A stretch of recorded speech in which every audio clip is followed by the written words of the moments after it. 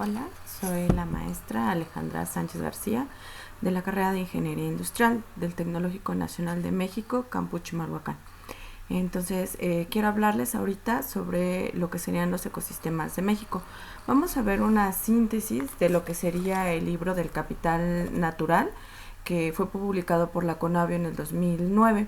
Este libro es muy amplio, es una recopilación de todo lo que tenemos hasta ahorita o se tenía sobre la cuestión de los ecosistemas de México, su composición, su estado de la conservación, su importancia y muchas estrategias que se están llevando a cabo desde el punto de vista político y legislativo para la protección de estos ecosistemas. Entonces, si ustedes quieren ahondar un poquito más sobre lo que vamos a ver ahorita, esta pequeña síntesis, pues pueden meterse a la página de la CONAVIO para que puedan leerlo más a fondo. Hay un gran banco de imágenes, de información, de gráficos que les podrían ayudar a complementar lo que sería esta unidad y la información correspondiente a lo que serían los ecosistemas de México. Entonces, hay que empezar a explicar que cuando nosotros queremos hablar sobre la evaluación de la composición, la estructura y la función de un ecosistema, pues vamos a tener que hablar de lo que sería el índice del capital natural. Este índice del capital natural lo que nos dice es la cantidad del ecosistema, es decir, su porcentaje en área, por la calidad de este ecosistema, que sería el porcentaje de la línea de base. Entonces, la calidad o integridad ecológica de un ecosistema puede ser calculada como el estado o la pérdida o la fragmentación de los hábitats de los depredadores tope de México, ¿no? Como podrían ser el jaguar, el puma, el lobo, el ocelote y sus principales presas como pues el venado cola blanca y el venado bura, el pecarí de collar o el tapir, ¿no? Entonces, si nosotros utilizamos este índice, pues resulta que México tiene el 34% del capital natural, 33% del capital natural degradado y 33% del capital transformado, ¿no? Este índice pues puede aplicarse a distintas escalas regionales, locales o o ecorregiones, estados o municipios, y pues nos dice una evaluación del valor ecológico de los ecosistemas, pues para poder aspirar a un desarrollo sustentable, ¿no? Y esto tiene que ver con esta parte de aquí, que pues de acuerdo con esta evaluación del índice de capital natural, pues tenemos que se puede deducir más bien que 2/3 del país pues presentan altos niveles de degradación y solo 12 estados van a mantener condiciones de sustentabilidad donde aún pueden generarse bienes y servicios ecosistémicos sin poner en riesgo el capital natural de futuras generaciones, ¿no? 9 estados tienen su capital natural en riesgo, es decir, que tienen una alta probabilidad de alcanzar niveles no sustentables y 11 estados han prácticamente agotado su capital natural, lo que pues representa un vacío importante en el legado ecológico y evolutivo para mantener el capital natural de lo que serían las futuras generaciones en estos estados. Entonces, esto pues es preocupante. Y es importante que nosotros tomemos en cuenta esto cuando empezamos planes de manejo o proyectos de extracción de recursos o proyectos industriales en los diferentes lugares. Entonces yo siempre les digo que esta clase me gusta porque en realidad ustedes no pueden establecer un plan de acción o un plan de manejo o un plan a largo plazo de producción de algún producto si no saben en realidad qué es lo que tienen o qué es el estado de conservación o el tipo de servicio ecosistémico que les puede proveer cada región cuando ustedes están empezando pues a trabajar, ¿no? Entonces en esta recopilación vamos a ir viendo un poquito de todo lo que se tiene con respecto a los diferentes ecosistemas de México, ¿no? Entonces el primero vamos a empezar con los ecosistemas terrestres, ¿no? Dentro de los ecosistemas terrestres, el primero del que vamos a hablar es el bosque tropical perennifolio. El bosque tropical perennifolio pues son las comunidades vegetales más exuberantes del país. Están formadas por árboles de hasta 30 metros o más de alto, de muy diversas especies y que van a conservar su follaje todo el año. Además, abundan lianas, epífitas y palmas. Algunos árboles en este tipo de vegetación pues tienen troncos rectos con raíces tubulares con contrafuertes, ¿no? La mayoría de los árboles pues tienen hojas grandes y duras y se distribuyen en climas cálidos y subhúmedos. Son ecosistemas muy complejos con una alta variación de especies de un lugar a otro, ¿sí? Se distribuyen en regiones con lluvia abundante todo el año y temperaturas cálidas, por lo que las plantas conservan su follaje. Ahora, la precipitación promedio va a ser superior a los 2000 milímetros anuales y la temperatura siempre es mayor a los 18 grados centígrados, con poca variación que va de los 5 a 7 grados centígrados, ¿no? La mayor parte de las selvas húmedas pues van a crecer sobre rocas calizas que forman karst, por lo que el agua escurre por grietas directamente a lo que sería el subsuelo y los ríos superficiales son muy escasos. Este tipo de ecosistemas tiene un gran número de especies. Se estima que el 99% de sus especies se originaron en el sur del continente americano y tienen una amplia distribución. Su distribución original es del 9.1% del territorio nacional. Tiene los más elevados valores de riqueza de especies, aunque no tiene una variación muy alta, ¿no? Han sido tradicionalmente una fuente de maderas preciosas, de leña y tiene una gran diversidad de plantas y de animales para la subsistencia de las comunidades rurales e indígenas. Además, pues son el sustento de los procesos de funcionamiento de los ecosistemas, incluyendo lo que sería el ciclo de nutrientes, del agua, retención y formación de suelos, hábitat de biodiversidad, ayuda con la regulación del clima, la erosión de eventos extremos, el mantenimiento de la biodiversidad y también desempeñan un papel importante en la regulación de los polinizadores, el control de plagas o vectores de enfermedades y también la producción de miel depende de múltiples especies de abejas nativas europeas y africanas que pues visitan a más de 100 especies de plantas de lo que serían el bosque tropical perennifolio. Ahora, los principales impactos directos de este tipo de vegetación pues son el cambio de uso de suelo para dedicarlo a agricultura o ganadería y el cambio climático que se prevé que ocasione condiciones más cálidas secas, lo cual va a hacer que pues haya una ampliación de ecosistemas secos que van a ir afectando a los ecosistemas húmedos de este tipo, ¿no? Y es un poco difícil de cuantificar realmente cuál es el impacto que tiene la extracción de especies para comercio ilegal, ¿sí? Por ejemplo, podemos ver aquí la guacamaya, ¿no? El mono araña también, que es muy traficado, ¿no? Para el mercado ilegal.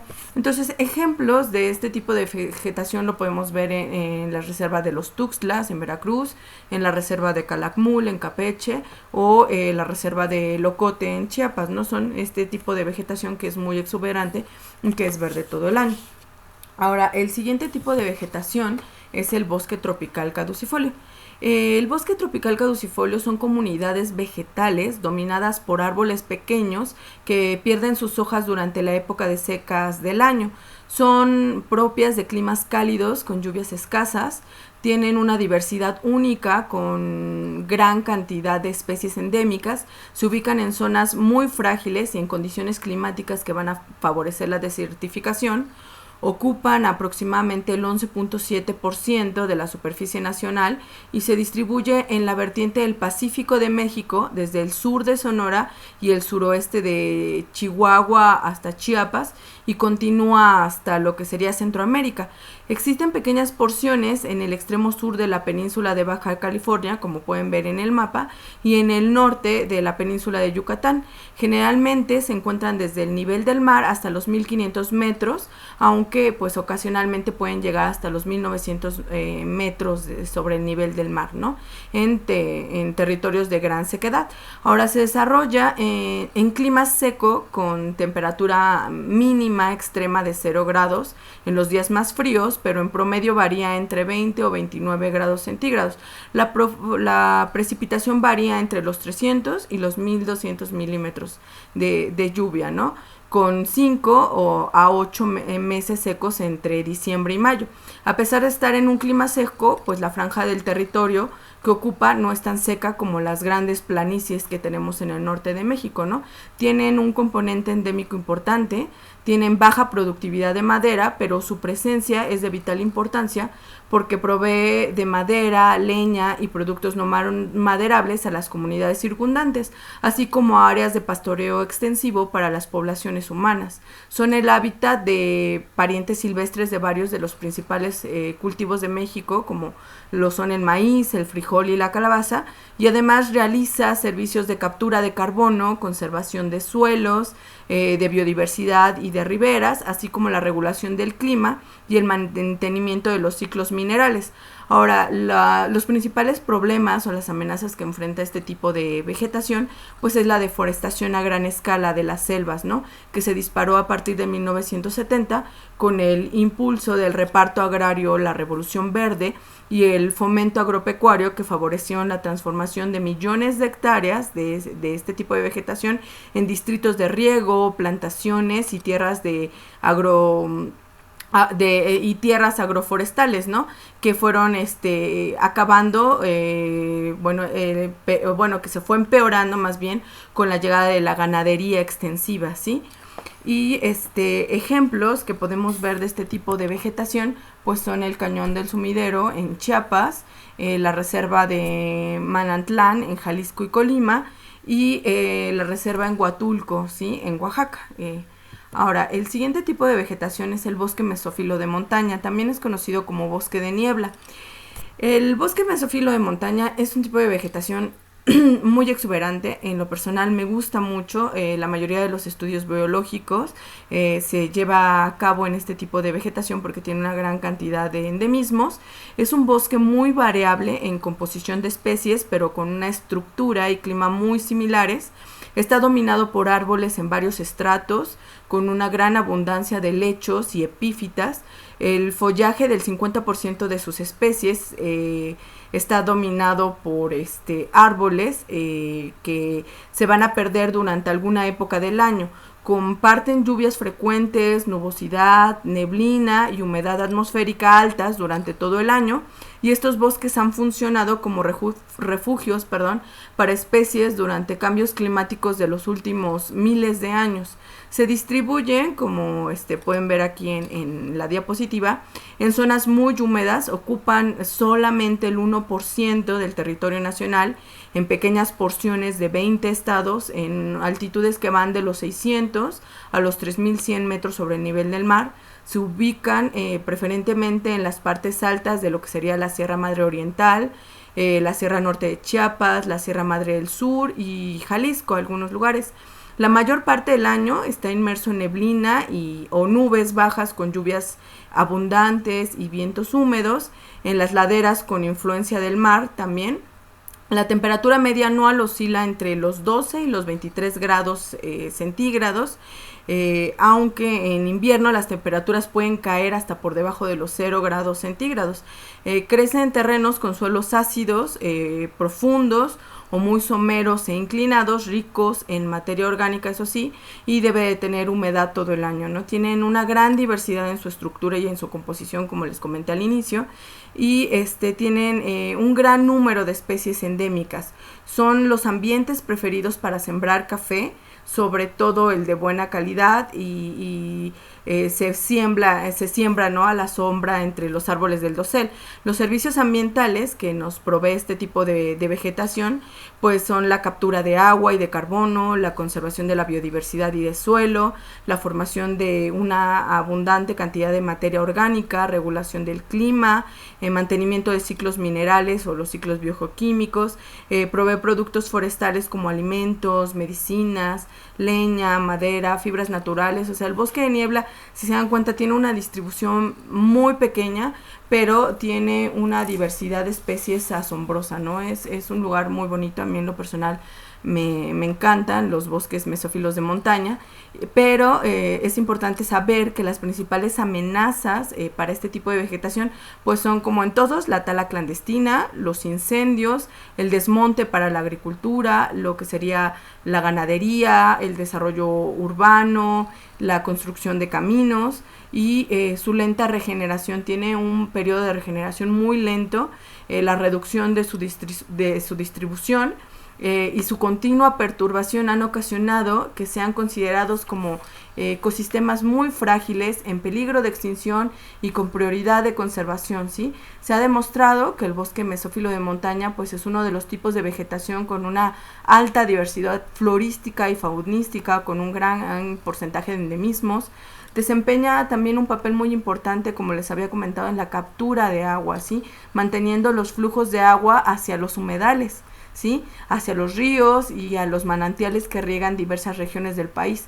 Pues el sotobosque de este tipo de comunidad también actúa como formadora y retenedora de suelos, y pues es muy importante principalmente por las cuestiones de la extracción de madera, de especies medicinales, ornamentales y con fines alimenticios para las comunidades circundantes, ¿sí? Ahora, ejemplos de lo que sería el bosque mesófilo de montaña, tenemos las lagunas de Montebello en Chiapas, la reserva del Triunfo en Chiapas, o la reserva de Montes Azules también en Chiapas, ¿no? El otro tipo de vegetación son los bosques templados de coníferas, que también se les conoce como bosques templados solamente. Son bosques, aquí este tipo de vegetación abarca lo que serían los bosques de coníferas, bosques de pino, bosques de abeto o oyamel, bosques de ayarín, bosques de cedro y tascate, bosques de encino, bosques de pino encino, bosques mixtos, ¿sí? Estos bosques, y son comunidades dominadas por árboles altos, mayormente lo que serían pinos y encinos, acompañados por otras varias especies, ¿sí? Que habitan precisamente en zonas montañosas con un clima que va de templado a frío, ¿sí? México contiene el 50% de especies de pinos del mundo y cerca del 33% de los encinos, por lo que tenemos también una alta cantidad de especies endémicas, ¿no? Se estima que los bosques templados contienen cerca de 7,000 especies de plantas, ¿sí? Y se desarrolla en zonas con temperaturas promedio que van de los 12 a los 23 grados centígrados, aunque en invierno la temperatura puede llegar hasta por debajo de 0 grados. Son ecosistemas que van de subhúmedos a templados, húmedos, con una precipitación anual que oscila entre los 600 y los 1000 milímetros anuales, ¿no? Crece en suelos muy variados, que van desde limosos a arenosos y moderadamente ácidos. Por lo general, pues van a ser abundantes en materia orgánica y hojarasca, ¿sí? Si se dan cuenta, se distribuye en todas las zonas montañosas de lo que sería la Sierra Madre Oriental, la Sierra Madre Occidental, la Sierra Madre del Sur, la Sierra Madre del Sur de Chiapas y todo lo que sería el eje volcánico, ¿sí? Ahora, se va a dividir en dos tipos, ¿no? El templado subhúmedo, que abarca lo que serían los bosques de coníferas, los bosques de latifoliadas y los bosques mixtos, y el templado húmedo, que es casi exclusivamente lo que serían bosques mesófilos de montaña. Ocupan cerca del 16.45% de la superficie del país y son la vegetación siempre verde en zonas de mayor humedad y frío, que va entre los 2,000 y los 3,400 metros sobre el nivel del mar, y tienen un componente endémico muy importante, ¿no? Y ahí podemos ver algunos ejemplos de especies que podemos encontrar en este tipo de vegetación. Ahora, algunos ejemplos, tenemos también la reserva de la biosfera de la mariposa monarca, que está en el Estado de México y Michoacán, la reserva de San Pedro Mártir, que está en Baja California, y parte de la Sierra Gorda, que está en Querétaro, ¿sí? El otro tipo de vegetación son los matorrales xerófilos. Los matorrales xerófilos son comunidades vegetales dominadas por arbustos que van a tener una altura inferior a los 4 metros. Sus propias de clima seco, son climas secos, más bien con lluvias escasas y zonas frágiles que favorecen a la desertificación. En realidad son el grupo más diverso de comunidades vegetales y su composición de especies cambia con la región. Existen variantes de matorral dependiendo del grupo de especie más abundante. En algunos predominan lo que serían las plantas suculentas y con hojas gruesas, y en otros las plantas que tienen hojas muy pequeñas o que las van a estar perdiendo durante la temporada de mayor estiaje, ¿sí? O algunas tienen espinas, lo cual les da un aspecto diferente, ¿no? Por ejemplo, lo que serían los matorrales en Tamaulipas, que tienen un aspecto diferente a los de Coahuila, y a la vez los de Coahuila tienen una composición diferente a los de Baja California, y así sucesivamente. Si pueden ver el mapa, pues este tipo de vegetación cubre del 29.7% del país, desde el nivel del mar hasta los 3.000 metros sobre el nivel del mar, pero generalmente lo vamos a encontrar por debajo de esta altitud. Habitan principalmente, o lo encontramos principalmente en el norte del país, desde lo que sería Tamaulipas, Nuevo León, Coahuila, Chihuahua, Durango, Zacatecas, y en parte de los estados de San Luis Potosí, Durango y Guanajuato.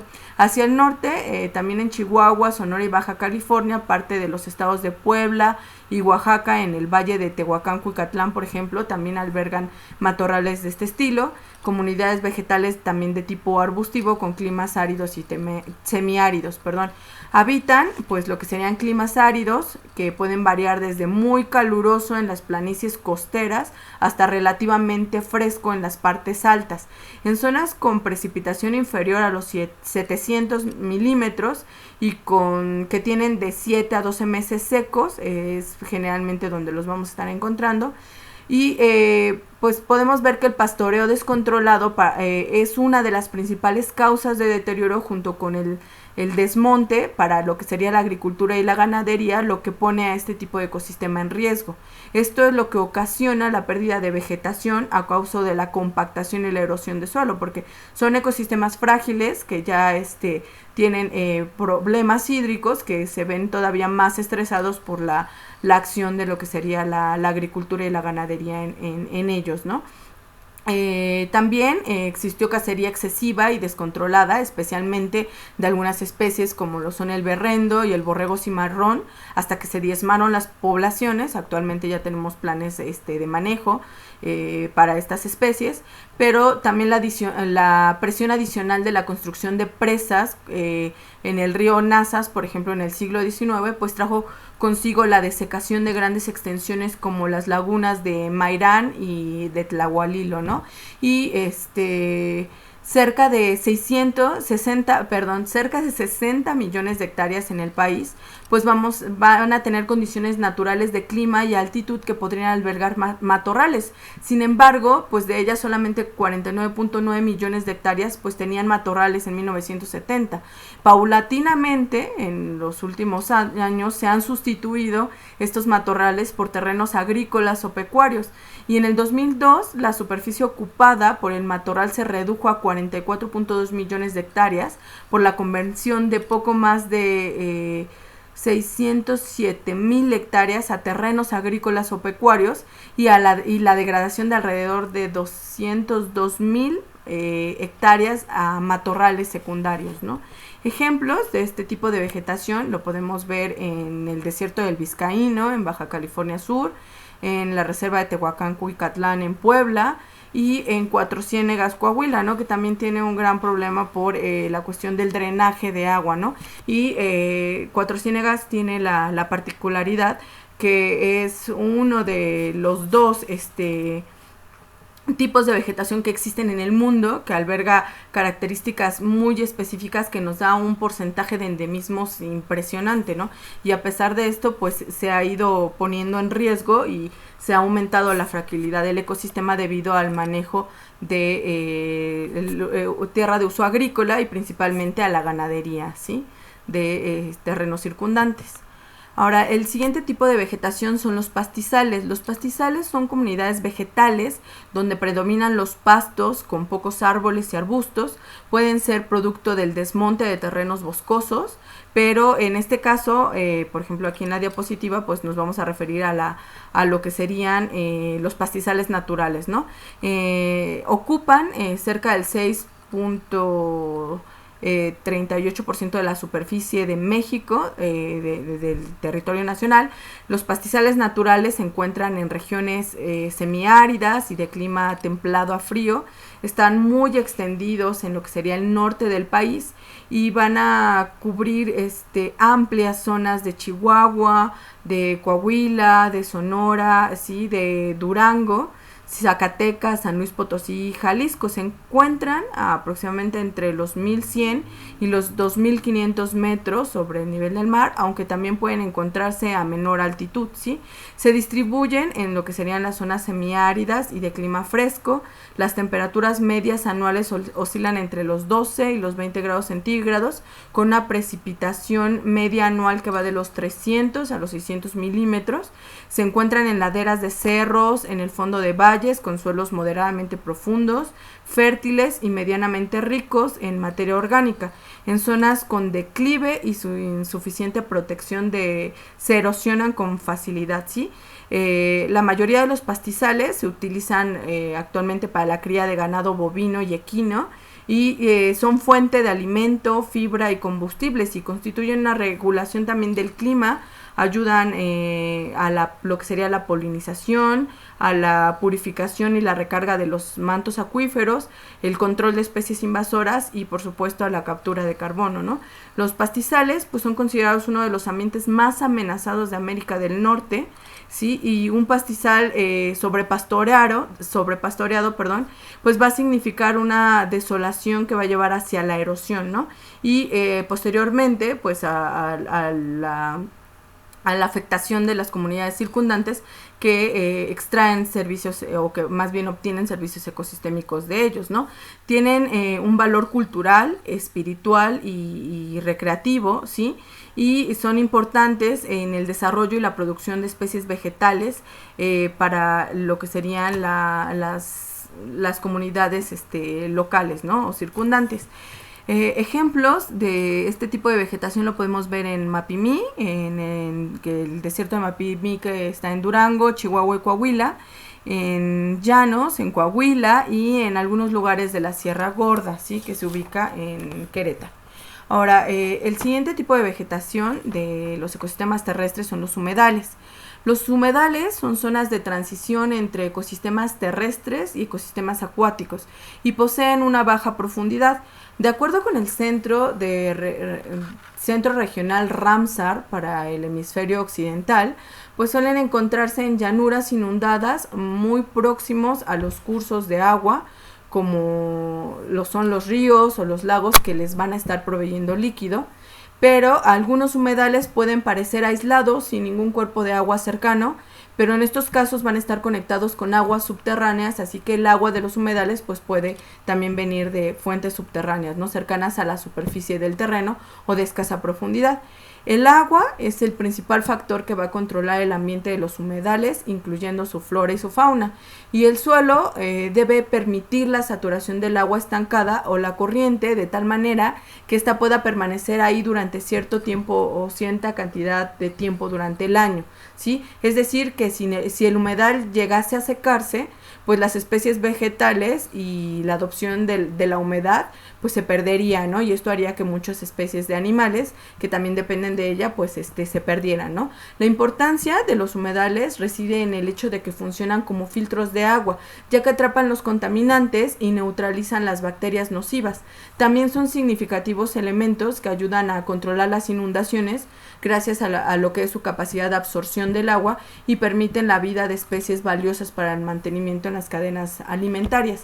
Como les digo, estos humedales también se han estado haciendo de manera artificial precisamente por su capacidad para la purificación de agua, y los han estado tratando de establecer en algunos lugares, incluso en las ciudades, ¿no? Como fuentes para el tratamiento de aguas residuales. Estos son algunos ejemplos de humedales, como les había comentado, incluso aquí en la Ciudad de México tenemos uno ahí en Xochimilco, ¿no? Los que han podido ir a los canales pues los han visto, ¿no? Como son. Lo siguiente que vamos a ver serían los ecosistemas marinos, ¿sí? Los ecosistemas marinos vamos a ver que se dividen en ecosistemas pelágicos. Los ecosistemas pelágicos se basan en la producción de fitoplancton y son los responsables del 90% de la producción de carbono orgánico a nivel mundial. Se diferencian en dos tipos: ecosistemas estables de baja producción y ecosistemas de pulsos de alta producción, que también son llamados zonas templadas o con influencia de ríos. Y vamos a ver que dentro de los ecosistemas pelágicos vamos a tener varias subdivisiones. La primera sería la plataforma continental.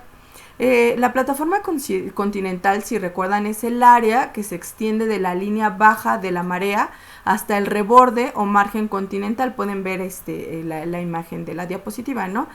Al inicio, de este margen continental que está al inicio del talud, que cae rápidamente hasta casi 200 metros de profundidad. Este tipo de ecosistema va a representar solo el 0.1% del área oceánica, pero contribuye con el 50% de los peces, ¿no? Que tienen un fin para ser, o más bien que tienen una utilidad como servicio ecosistémico, ¿no? El siguiente división es el del Golfo de California. El Golfo de California es una cuenca de evaporación de aproximadamente 1000 kilómetros de longitud y 150 kilómetros de anchura promedio. Se va a dividir en dos regiones: la región norte, que es somera, con mareas que van hasta los 10 metros, y la región sur, que es profunda, pero que tiene comunicación con el Océano Pacífico. Va a tener una alta productividad primaria y las temperaturas superficiales de la región norte van a estar variando entre los 10 y los 32 grados centígrados, y en la región sur, mientras que en la región sur va a estar variando entre los 20 y los 25 grados centígrados. La siguiente división es del Pacífico Central Mexicano. Si se dan cuenta o si pueden ver el cursor, es esta parte de aquí, ¿sí? Este Pacífico Central Mexicano, pues es una región del Océano Pacífico tropical oriental, en donde hay una convergencia de dos sistemas de corrientes, que sería la corriente costera de Costa Rica y la corriente de California, ¿sí? Tiene aproximadamente el 4% de los mares mexicanos en cuanto a la productividad primaria, ¿sí? El que sigue, si se dan cuenta, es el Golfo de Tehuantepec, que se ubica en la parte sur del Pacífico mexicano, que corresponde a los estados de Oaxaca y de Chiapas, ¿sí?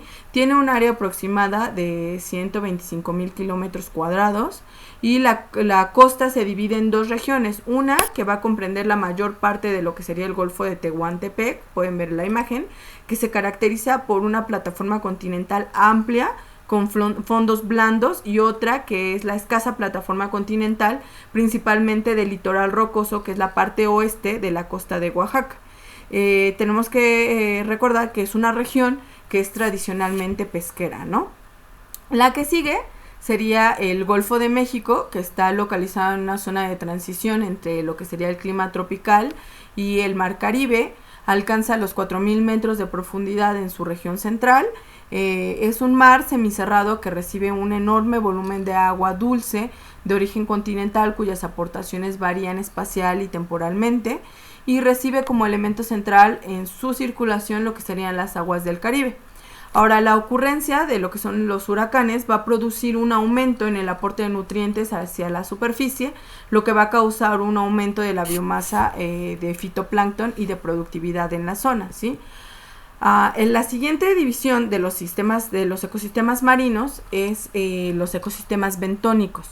Los ecosistemas bentónicos son aquellas comunidades de seres vivos que están formadas por lo que serían los organismos bentónicos, que se definen como las especies que viven en una estrecha relación con el fondo marino, ya sea para adherirse a él o para perforar, cavar o caminar sobre la superficie.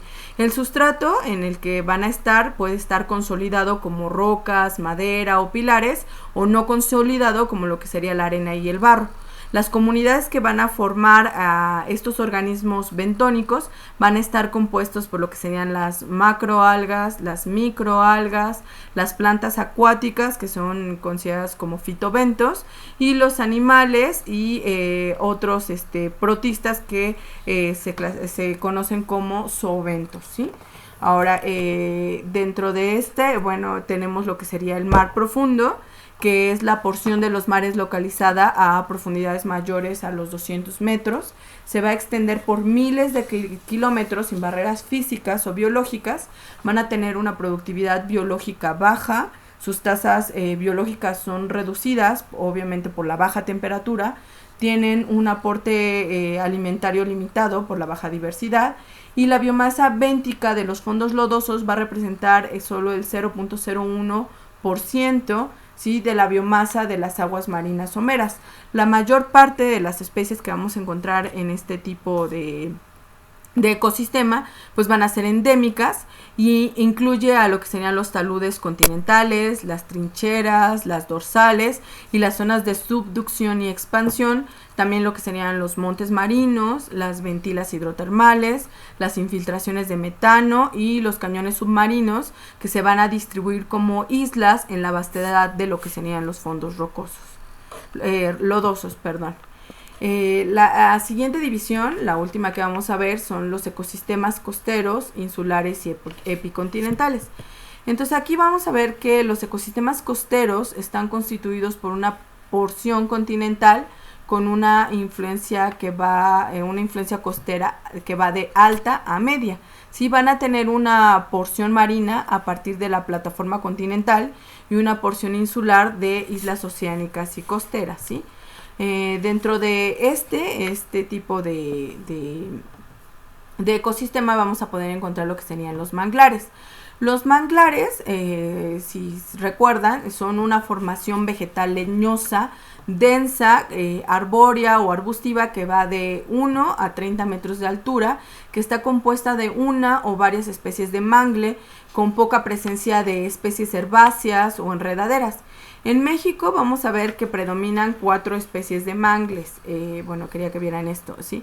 Y con, 4 especies de mangle, que serían Rhizomorpha mangle, la Guncularia racemosa, Avicennia germinans y Conocarpus erectus, ¿no? Aunque existen 2 especies más, que sería Avicennia bicolor y Rhizophora harrisoni, con una distribución restringida en el estado de Chiapas, y otra variedad que sería Erectus, con la variedad Sericeus, que estas especies vamos a ver que se encuentran formando asociaciones vegetales en lo que serían los bosques monoespecíficos, ¿no?, de mangle. Entonces, regresamos a las características del mangle, que pueden llegar a medir hasta 30 metros de altura, como les había comentado. Representan el 0.39% de la superficie del país. Ayudan a estabilizar lo que sería la línea costera.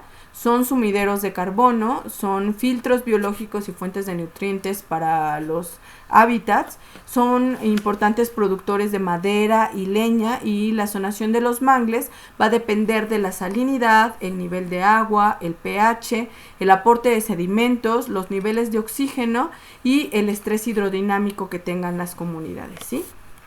Ahora, es importante que sepan que los mangles brindan una gran variedad de servicios ambientales, ¿sí? Son zonas de alimentación, de refugio y de crecimiento de crustáceos y de alevines, por lo que sostienen gran parte de la producción pesquera, ¿sí? Son utilizados como combustible también por su leña, poseen un alto valor estético y recreativo, por lo que son importantes para el ecoturismo, actúan como sistemas naturales de control de inundaciones, porque forman barreras importantes contra lo que serían los huracanes y la intrusión salina, van a estar controlando la erosión y van a proteger las costas, mejorando así la calidad del agua, y al funcionar como un filtro biológico, ¿sí? Porque contribuyen en el mantenimiento de los procesos naturales, como lo que serían los cambios en el nivel del mar, y manteniendo los procesos de sedimentación, además de que dan refugio a lo que sería flora y fauna silvestre, ¿no? en las zonas. Entonces, dentro de este tipo de ecosistemas también vamos a encontrar lo que serían los humedales, ¿no? Que ya los habíamos hablado. Entonces, recuerden que los humedales van a depender de la cantidad, calidad y estacionalidad de la inundación, porque va a ser el factor ambiental que determine la formación de los humedales. Van a estar cerca de la costa, la salinidad va a producir una heterogeneidad ambiental y va a incluir a las lagunas costeras someras, lo que serían las larismas, los oasis, los cenotes, los manglares y los petenes en Yucatán, ¿sí? El siguiente que vamos a ver son la franja intermareal y las dunas. Estos son ecosistemas costeros formados por montículos de granos de arena o de granos de origen biológico, especialmente calcáreos. Van a ser producto de la desintegración de los arrecifes de coral y de conchas de molusco, ¿sí? La altura de las dunas va a ser muy variable, pueden ser de menos de 1 metro hasta centenares de metros, ¿sí? Las formas de las dunas también, si han ido a la playa, pues son muy variadas, desde los pequeños cordones de dunas, los cuales se encuentran paralelos entre sí, hasta dunas con formas de media luna que van a ser parabólicas, y estas dunas van a tener una gran variedad de microambientes, ¿sí? Por las perturbaciones de diferentes vientos y mareas, en donde se van a desarrollar manchones de vegetación de diferentes edades. La vegetación de las dunas costeras es considerada, ¿sí? Es considerada como tal vez no rica en la cantidad de especies, pero sí con una diversidad importante y con un importante también componente endémico, ¿sí? Ahora, las dunas costeras van a actuar y servir como un obstáculo para las corrientes de viento, porque va a disminuir su velocidad y va a producir una mayor acumulación de sedimento, ¿sí? Así es, esto hace que las dunas impiden la salinidad y bueno, que penetre la salinidad y la arena y que la arena se interne, ¿no? Hacia dentro del territorio, y también esto va a ayudar a prevenir la erosión, ¿sí? Que va a ser propiciada por las tormentas y los huracanes, ¿sí? El crecimiento de la población y las actividades de agricultura, ganadería y principalmente de construcción de complejos turísticos y urbanos, pues han creado impactos negativos en este tipo de ecosistemas, ¿sí? Que han estado eliminando de manera total o parcial lo que sería la flora y la fauna que son circundantes o que dependen de este tipo de vegetación, ¿no? El siguiente que vamos a ver son las lagunas costeras. Las lagunas costeras se van a extender desde la plataforma del mar abierto hasta donde vamos a encontrar la vegetación halófita. Van a comprender lagunas, estuarios, esteros, marismas, bahías, caletas, ensenadas, cenotes y aguadas. Podemos ver que existen diferencias marcadas entre las del Golfo, que están alimentadas por un río casi permanente, y las del Pacífico, que van a estar alimentadas por un río en su mayoría que va a ser de carácter temporal o extremoso. Y es importante decir que son ambientes que tienen una alta productividad pesquera, que que tiene aproximadamente el 70% de la productividad pesquera de importancia económica, ¿no? Para las poblaciones circundantes. Ahora, el que sigue son los arrecifes de coral. Este tipo de ecosistema es muy importante. Es una comunidad marina de aguas poco profundas cercanas a la costa, que va a estar dominada por comunidades coralinas y estructuras rocosas, con una gran diversidad de especies de algas, invertebrados y peces, ¿sí? Pueden ser coralinos, rocosos, mixtos y artificiales. Los arrecifes están cercanamente ligados con los ecosistemas, ya que estas grandes estructuras coralinas o rocosas cambian la dirección y la velocidad de las corrientes marinas y ayudan en el establecimiento de otros ecosistemas costeros, como lo son los manglares y los pastos marinos. Entre estos ecosistemas existe una relación muy importante donde los organismos juveniles de peces e invertebrados de diferentes especies, ¿sí?, van a pasar su periodo de larva y juvenil en zonas de manglares y pastos marinos, y una vez que llegan a la edad adulta van a migrar hacia los arrecifes de coral, en donde se van a reproducir y liberar sus huevecillos, ¿sí?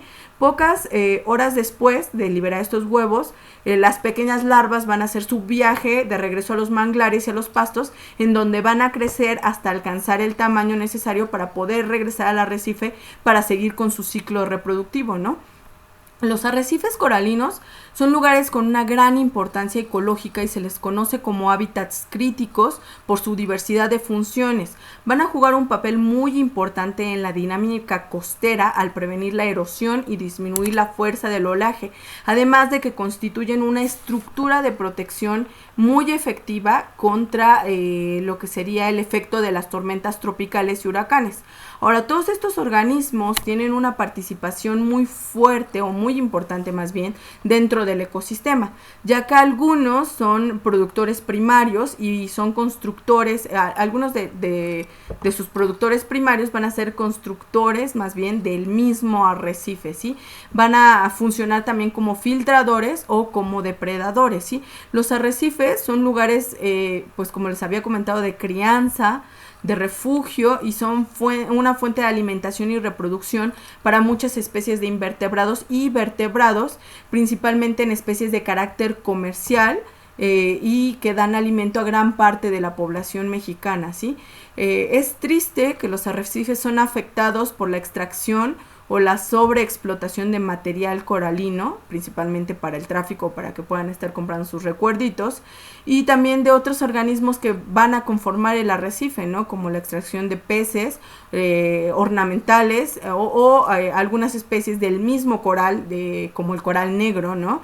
Que se utiliza como cuestiones para joyas o cuestiones de ese estilo, ¿no? Además que también se extraen de él peces, anémonas y otros invertebrados como que se van a utilizar más bien en acuarios, ¿no? Ahora, la construcción de infraestructuras como puertos, como marinas y diques para la navegación, así como la extracción de material para la construcción y el drenado de puertos y canales, y junto con las actividades turísticas no reguladas o controladas, pues es lo que han llevado a los arrecifes también a estar como centros importantes de extinción, ¿no? Por la misma pérdida de las zonas de coral, ¿sí?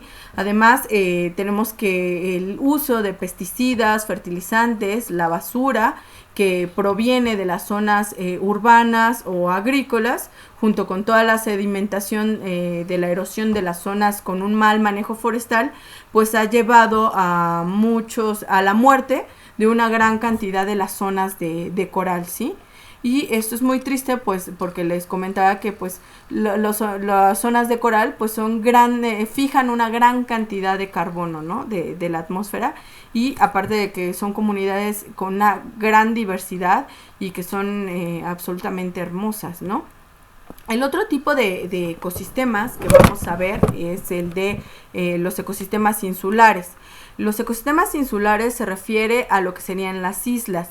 Son sitios de reproducción, anidación, descanso y alimentación de especies migratorias.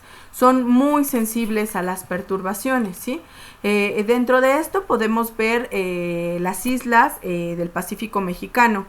Las islas, o más bien los sistemas insulares, van a ser superficies naturales de tierra, ¿sí? Rodeadas de agua y que van a estar a nivel del mar. Son fragmentos de hábitat natural con especies y comunidades que van a ser propias porque se han establecido y adaptado y evolucionado de manera aislada a lo largo de muchísimo tiempo. Y estos cuerpos insulares son de gran importancia por su riqueza de especies y endemismos. Dependiendo de su origen, sí, existen diferentes tipos de islas. Tenemos islas continentales que se encuentran conectadas a lo que sería el continente por medio de la plataforma continental.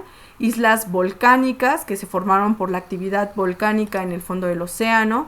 Islas coralinas que se forman por la acumulación de esqueletos de corales primitivos que fueron creciendo en plataformas submarinas no muy profundas hasta alcanzar la superficie, islas sedimentarias que se forman por la acumulación de arena, grava y lodo que fue arrastrado por las corrientes de los ríos, ¿sí?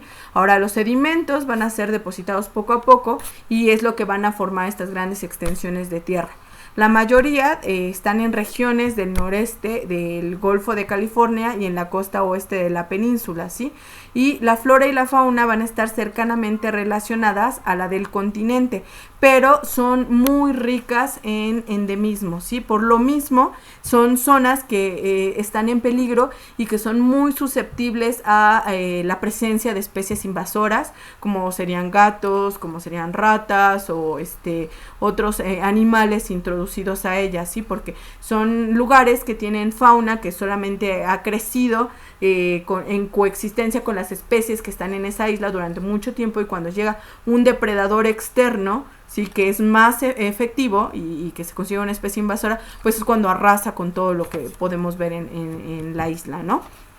Y el último tipo de ecosistemas que va dentro de estos, este rubro, serían los ecosistemas acuáticos o epicontinentales, que se va a referir a los ríos, que son subsistemas, sistemas dulceacuícolas, que presentan un movimiento constante unidireccional sobre la superficie terrestre, y en todo el planeta solo tenemos el 0.001% de la superficie, ¿sí?, que va a corresponder a los ríos. Ahora, dentro de esto vamos a tener nada más los sistemas de corrientes. Los sistemas de corrientes son los arroyos, debemos decir que los arroyos y ríos son fuerzas erosivas que van a actuar a lo largo de miles de años. Son fundamentales para la existencia humana, están íntimamente ligados con el desarrollo de las civilizaciones y el establecimiento de las sociedades debido al aporte de servicios ecosistémicos que nos dan, ¿sí? El 85% de las regiones hidrológicas de Latinoamérica están en estado crítico, y actualmente México tiene 50 ríos principales, pero la gran mayoría de ellos se encuentran con un estado importante de contaminación que pues no permite su uso como agua potable, ¿no? Ahora, la precipitación total anual de nuestro país es de 1.5 billones de metros cúbicos, y esto es importante porque acuérdense que la creciente de los ríos y algunos ríos estacionales pues está realmente relacionado con estos periodos de lo que sería de lluvias, ¿no? Entonces es muy importante porque la presencia de los ríos es lo que nos va a ayudar a la subsistencia de las sociedades por los servicios ecosistémicos que están relacionados con ella, ¿no? Y eso sería todo lo que veríamos ahorita con respecto a los tipos de ecosistemas que tenemos en México. Gracias.